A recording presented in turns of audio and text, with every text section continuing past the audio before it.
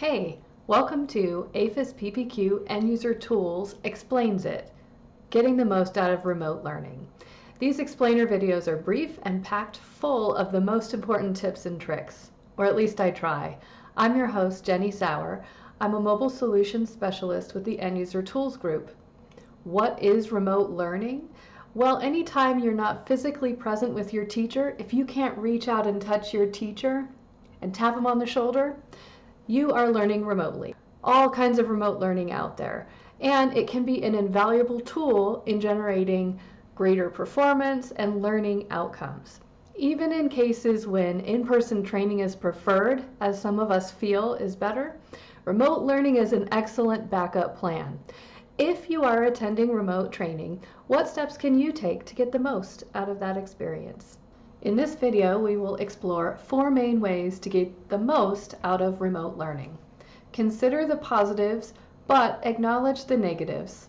Some tips on keeping focus during a course that's remotely given, ways to retain the learning later, and the importance of recognizing success. Give yourself a pat on the back where it is relevant. Let's start by talking over the pros and cons to remote learning. In a pile of mixed nuts, we all have our favorites, right? I know mine is definitely the cashew, but we can't always have our favorites. When there's something you have to learn, studies definitely show across the board in-person learning to be much more effective than learning online.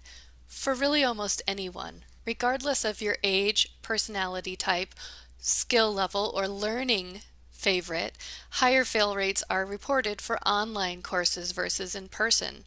Why are online courses so difficult? Some reasons might be issues learning new technology or troubleshooting, which could be a roadblock. It requires self-motivation. Not all of us are good at self-motivating. Often there's also more reading and research workload to prepare. However, that's the easy part, coming up with negatives. How about the positives? There are still incredible positives to remote learning. In fact, companies have found that less employee time is taken to learn up to 5 times more material, and online resources increase retention rates by 25 to 60%.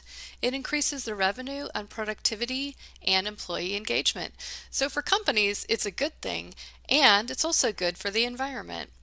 In fact, in the article written in June of 2020 titled 27 Astonishing E-Learning Statistics for 2020, it was found that IBM saved approximately $200 million after switching to e-learning. So it's a big cost savings. However, effective statistics report remote learning to be, however great it sounds, and depending on the environment, you may still find it very difficult to focus. I know I do. We are constantly bombarded with distractions.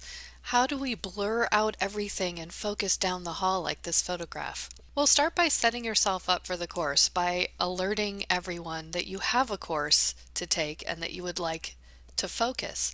Some ways that you can do that is to set your status to Do Not Disturb. This can be done in Microsoft Teams by going to your profile and setting your status to Do Not Disturb. This may make you nervous that you might miss some things, and you can set priority status so that certain folks will be able to poke through that Do Not Disturb status and alert you if needed. Also, be prepared and be early. If reading or recommended research is asked of you, complete it ahead of the course. Make sure you have your notebook and your favorite pen arranged and just the right environment with your coffee and your snacks ready to go. Set your status to Do Not Disturb at work and at home. I also put a sign on my door. Tell your workmates. Do not allow yourself to check emails, IMs, kids, dogs. Don't check on anything. The more completely you focus, the more your brain will retain. And during the course, participate. Do not multitask. What is multitasking? Think of the difference between single tasking, doing one thing at a time, and multitasking, doing more than one thing at a time. Those of us with kids know that sometimes this is unavoidable, but does it work? Indulge me in a little exercise. Try this out. Set a timer for yourself for 1 minute and try this exercise as a multitasking exercise, and then compare that as a single tasking exercise. First, get a notebook with 2 columns and write one letter at a time the phrase multitasking versus single tasking, alternating by writing one number at a time in the second column, 1 to 27. Repeat that process as a single tasking exercise by simply writing out the phrase multitasking versus single tasking and then writing the numbers 1 to 27. Compare those results. It was clearly faster for me to single task. Which was faster for you? It's known statistically that multitasking takes longer because your brain has to switch back and forth, increases mistakes made, and increases your stress level. In short, it does not work. Don't do it. With so much information floating by us every day, how do we make remote learning stick? How do we make anything stick? Well, if there's a quiz or a request for feedback at the end, do it. Take that survey right away while things are fresh. We all have different learning preferences: visual, auditory, kinesthetic, reading, writing. Mark your calendar and return periodically to review the recording. Schedule that in your calendar. Share your notes with one another. Share it with someone who wasn't there. Try out the exercises. Take notes during and make lists for yourself to apply later. Hit on all of those learning preferences if possible. And finally, cut yourself a break. For many, remote learning is new and/or difficult. Recognize those negatives and move past them. Recognize that you did your best and give yourself credit where you did well. If you get a chance, give your colleagues a pat on the back too.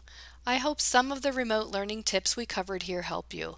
Remember to consider all the positives while honestly acknowledging the negatives.